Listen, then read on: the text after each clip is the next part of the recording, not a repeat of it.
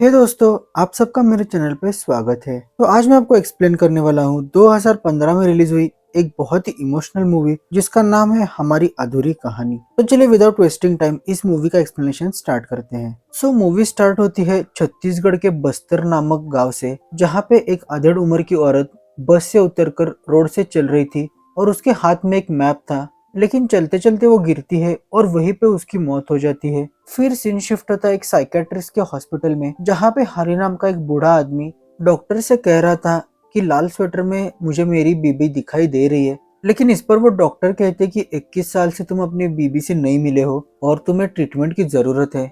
तो ये सुनने के बाद हरि वहां से उठकर बाहर चला आता है। तो वहां पे उसे अवनी मिलती है। अब अवनी की बात करें तो वो हरि के बेटे जिसका नाम था सांझ, तो उसकी वाइफ थी, यानी कि हरि की डॉटर इन लॉ। तो वो हरि से कहती है कि मेरी सासू माँ यानी कि तुम्हारी पत्नी की अब मौत हो चुकी है। तो अवनी हरि को लेकर अपने घर पर आती है। तब सांझ कहता है कि माँ की अस्थियां गंगा में बहाने के लिए हम जा रहे हैं, तो तुम भी हमारे साथ चलो। लेकिन इस पर हरि कहता है कि ये बहुत ही बदचलन औरत है और इसकी अस्थियां गंगा में नहीं जानी चाहिए।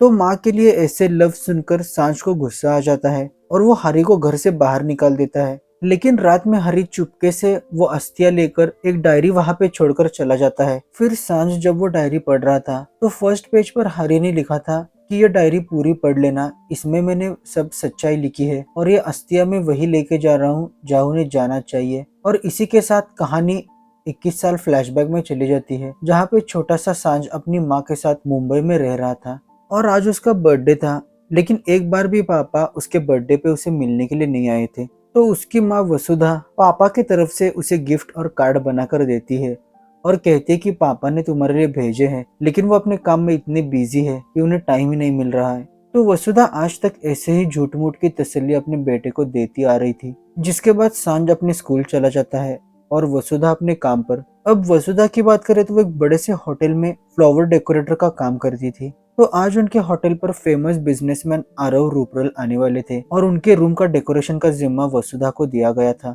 तो वसुधा जब रूम डेकोरेट कर रही थी तभी आरव रूम पर आ जाते हैं और उन्हें रूम का डेकोरेशन बहुत ही अच्छा लगता है। तब आरव वसुधा से पूछते हैं कि ये कौन से फूल है। तब वो बताती है कि ये एरम लिली है। आरव वसुधा और उसके डेकोरेशन पर बहुत ही इम्प्रेस हो चुके थे और वसुधा को जाते टाइम आरव कहते हैं कि मैं 14 घंटे से सोया नहीं हूँ, इसीलिए डू नॉट डिस्टर्ब का टैग लगाकर चली जाओ। इसके बाद वसुधा जब अपना काम कर रही थी तभी उनके होटल का फायर अलार्म बज जाता है। तो सब लोग बाहर भागने लगते हैं। तब वसुधा सिक्योरिटी से कहती है कि हमारे आए हुए गेस्ट आरव सो रहे होंगे। लेकिन इस पर सिक्योरिटी कहता है कि अलार्म से वो बाहर आ जाएंगे। लेकिन वसुधा नहीं मानती और वो खुद आरव के रूम पर चली जाती है। तो वहां पर जाने के बाद हमें रियलिटी पता चलती है कि आरव ये होटल परचेस करने वाले थे और उससे पहले वो सारी फंक्शनिंग चेक कर रहे थे।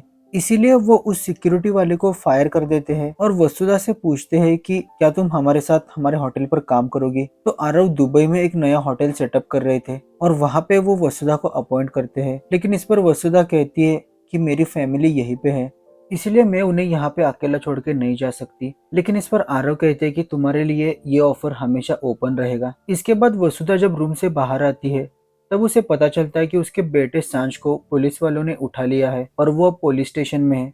तो वसुधा भागते हुए पुलिस स्टेशन चली जाती है। लेकिन वहां पर जाने के बाद उसे पता चलता है कि पुलिस वालों को हरि और वसुधा एक दूसरे के साथ कांटेक्ट में है, ये जानकारी सांझ से मिली है क्योंकि उसके लेटर्स थे। तब वसुधा कहती है कि ये लेटर्स मैंने खुद लिखे हैं ताकि सांझ को पता ना चले कि उसके पापा लापता है।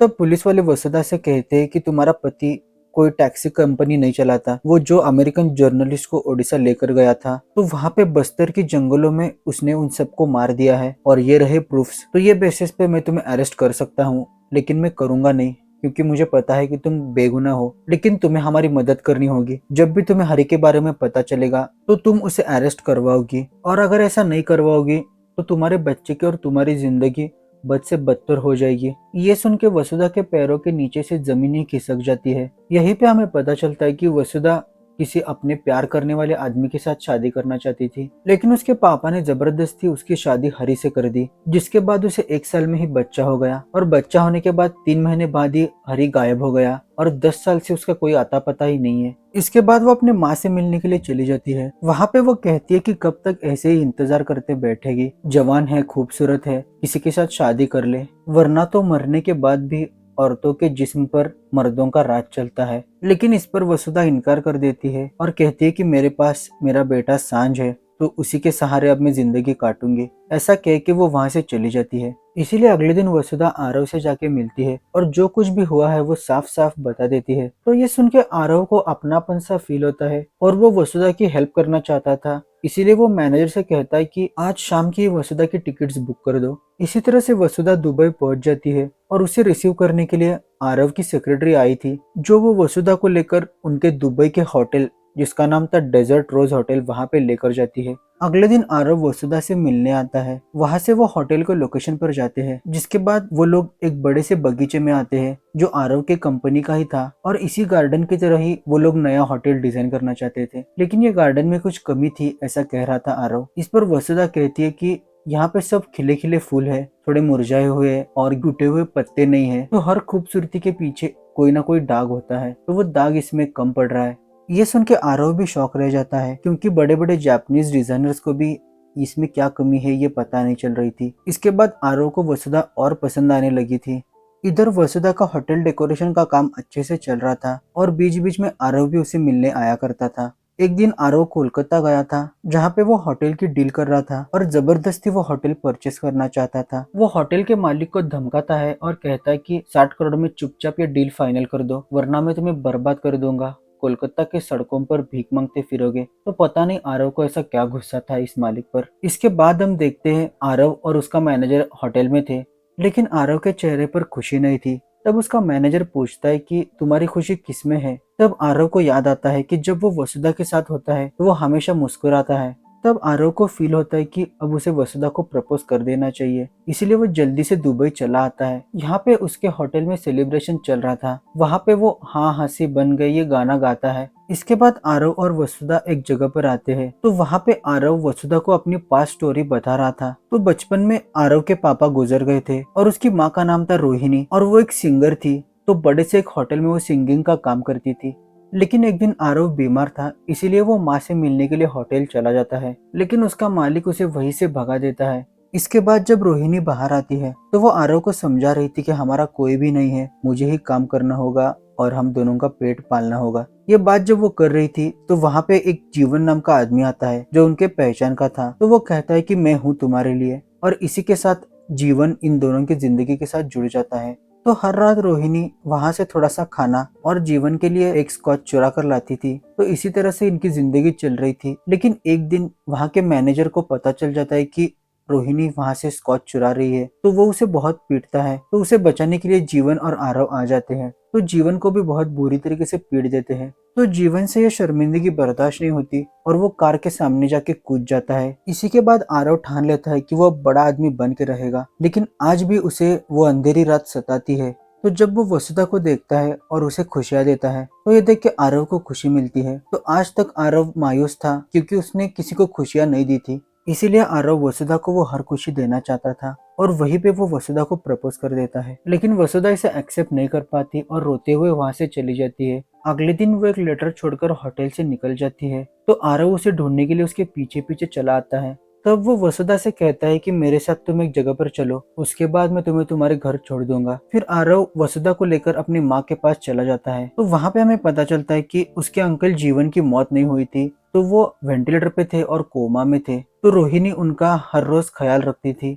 उसका कहना था कि प्यार एक जिम्मेदारी है और वो तकदीर वालों को ही नसीब होती है। यहाँ पे रोहिणी वसुधा को कन्विंस कर लेती है, जिसके बाद आरव और वसुधा की लव स्टोरी स्टार्ट हो जाती है। तो वो दोनों क्वालिटी टाइम स्पेंड करते हैं और एक दूसरे के साथ ही रहने लगे थे। तभी एक दिन वसुधा अपने वर्सोवा के घर मुंबई में चली जाती है, जो कि बंद पड़ा था। तो घर में जाने के बाद वो देखती है कि किचन का सारा सामान बिखरा पड़ा है। तो उसे लगता है कि कोई जानवर अंदर घुस गया है और वो खिड़की बंद करती है। लेकिन तभी बेड के नीचे उसे एक आदमी दिखाई देता है। तो वो भागते हुए घर से बाहर जा रही थी, लेकिन वो उसे रोकता है और कहता है कि मैं हरी हूँ। तो हरी के बाल बड़े हुए थे, दाढ़ी थी, इसीलिए वसुधा उसे नहीं पहचान सकी। हरी वसुधा से खाना पूछता है तो वसुधा खाना बनाती है। तो खाना खाने के बाद हरी वसुधा को बताता है कि उसके साथ फ्रॉड हुआ है। तो जब वो जर्नलिस्ट को लेकर ओडिशा गया था तो वहाँ पे कुछ आतंकवादियों ने उन्हें पकड़ लिया था और उन्होंने जानबूझकर उन अमेरिकन को मारने के लिए कहा था और उसका वीडियो बनाकर उन्होंने पुलिस वालों को भेज दिया था। इसके बाद वो टेररिस्ट फादर पीटर दयाल के आश्रम में घुस जाते हैं और वहीं पे अपना डेरा बनाकर रखते हैं और हरी को भी वहाँ पे कैद करके रखा था। फिर एक दिन फादर पीटर दयाल के हेल्प से हरी और उनके कुछ अमेरिकन वहां से भाग निकलते हैं, लेकिन वहां पे लैंड माइन बिछी थी जिसके कारण उन अमेरिकन की मौत हो जाती है और किसी तरह से हरी वहां से बच निकलता है, लेकिन वो टेररिस्ट उसे भी पकड़ लेते हैं और एक रूम में बंदी बनाकर रखते हैं। तो 10 साल वो उसी रूम में जिंदा था और इसी उम्मीद में था कि एक न एक दिन वो अपने बेटे और वसुधा से मिलने के लिए चला जाएगा। तो एक दिन वहां पे बाढ़ आती है जिसके कारण एक दीवार टूटती है। तो वहीं से हरी भाग निकलता है और भागते भागते यहाँ पे मुंबई आ जाता है। फिर हरी वसुधा से कहता है कि तुम, मैं और हमारा बेटा यहाँ से भाग जाएंगे और कहीं दूसरी जगह रहने लगेंगे। लेकिन तभी वसुधा को आरव का कॉल आ रहा था कंटिन्यूअसली, क्योंकि आरव लीगली वसुधा और हरीश का डिवोर्स करना चाहता था, जिसके बाद वो सांझ से एज ए लीगल गार्डियन मिलना चाहता था और इसी के बारे में वो कॉल कर रहा था। तो हरी वसुधा से पूछता है कि ये आदमी तुम्हें क्यों कॉल कर रहा है। तब वसुधा उसे बताती है और वो कहती है कि मैं उससे प्यार करती हूँ। तो ये सुन के वो वसुधा पे गुस्सा करता है, उसका मोबाइल भी तोड़ देता है और वो दोनों झगड़ा करते हुए घर से बाहर चले जाते हैं। लेकिन वहां पे पुलिस मौजूद थी, तो पुलिस उसे 5 अमेरिकन के मर्डर के लिए अरेस्ट करके ले जाती है। इधर वसुधा भी आरव के पास चली जाती है और वो कहती है कि हरी बेगुनाह है, उसे बचा लो। तो आरव सीएम के पास चला जाता है और उन्हें कहता है कि तुम्हारे पार्टी के इलेक्शन है तो उसके लिए मैं तुम्हें जितना चाहे पैसा दे सकता हूँ, तुम ये केस सॉल्व कर दो और हरी को छोड़ दो। और वो बहुत कुछ सुनाता है पुलिस वालों को भी और सीएम को भी। लेकिन इस पर पुलिस वाले कहते हैं कि हरी ने खुद बयान दिया है कि उसने ये मर्डर्स किए हैं और उसे फांसी दे दो।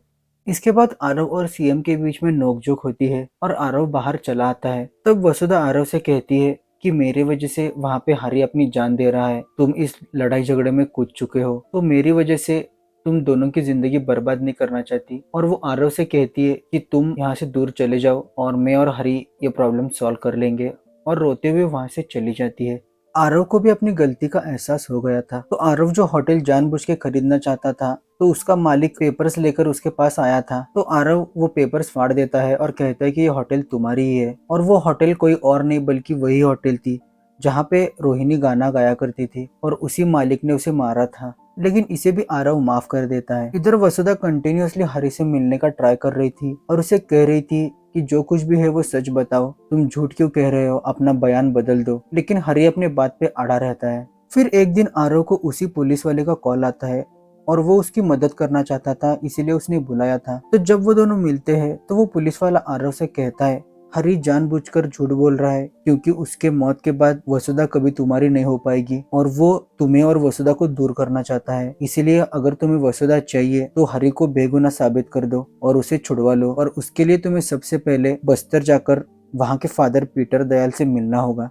इसीलिए आरव और उसका सेक्रेटरी बस्तर चले जाते हैं और वहाँ पे वो फादर पीटर दयाल का वीडियो बनाते हैं जिसमें वो बताते हैं कि हरी बेगुनाह है और उन टेररिस्ट ने जानबूझ के उसे फंसाया है। ये वीडियो के कारण हरी बेगुनाह साबित होता है और आरव और उसका सेक्रेटरी घर वापस आने के लिए आ रहे थे, तभी उसे रोड पर उसकी फेवरेट खुशबू आती है। तो वो गाड़ी रोककर उस खुशबू की तरफ जाने लगता है। तो वो वही अरुण लिली के फूल थे जिसकी स्मेल आरव को बहुत पसंद थी। तो वो उस बगीचे में चला जाता है, वहां की पिक निकालकर वसुधा को सेंड करता है। इसके बाद जब वो उस बगीचे से बाहर आ रहा था तो उसका पैर एक लैंडमाइन पे पड़ता है और वो समझ जाता है कि वो अब जिंदा नहीं रह पाएगा। इसीलिए वो एक बड़ी सी सांस लेता है और मुस्कुराते हुए वहां से पैर हटा देता है और वहीं पे एक बड़ा सा धमाका होता है जिसमें उसकी मौत हो जाती है। तो ये बात जब वसुधा को पता चलती है तो वो फूट फूट के रोती है और अपना मंगलसूत्र वहीं पे छोड़ के कहीं चली जाती है। तो जब हरी जेल से निकलकर उसे मिलने के लिए आता है तब वसुधा की माँ कहती है कि वो तुम्हें छोड़कर चली गई है। इसके बाद हरी वसुधा की फोटो लेकर दर दर भटक रहा था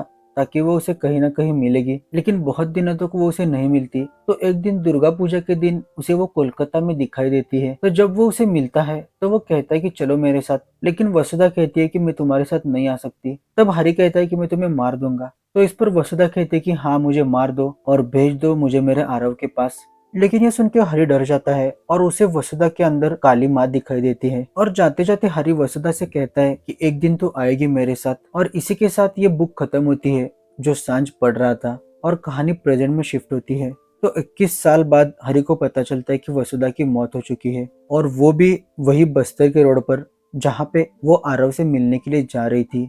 इसीलिए हरि वसुधा की अस्थियां लेकर वहीं पे जाता है जहाँ पे आरव की मौत हुई थी, और वहीं पे उन्हें विसर्जित करता है। इसी के साथ मौत के बाद आरव और वसुधा एक दूसरे से मिलते हैं, और इसी रोमांटिक एंडिंग के साथ हमारी अधूरी कहानी मूवी एंड हो जाती है। तो आपको ये मूवी कैसी लगी जरूर मुझे कमेंट सेक्शन में बताना, और अच्छी लगी होगी तो मेरे चैनल को जरूर सब्सक्राइब करना। Thanks for watching the video.